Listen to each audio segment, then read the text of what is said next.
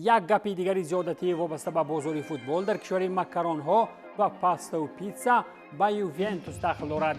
دسته یک زمان قدرتمند تورینی ولی عین زمان خوارزار با نام یوونتوس مجبورند دوگلاس لوئیس را برای عوض همگی 3 میلیون یورو به ناتینگهم فارست روان کرد. ولی اگر که برزیلی را انگلیسانیتی خریدن کنند سپس باید که 25 میلیون یورو جمعی 3.5 میلیون یورو پرداخت کرده باشند. ولی این پول در قیاس با آن 55 میلیونی که یووه تابستان سال 24 وقتی خریداریش از استون ویلا مصرف نمود هیچ است.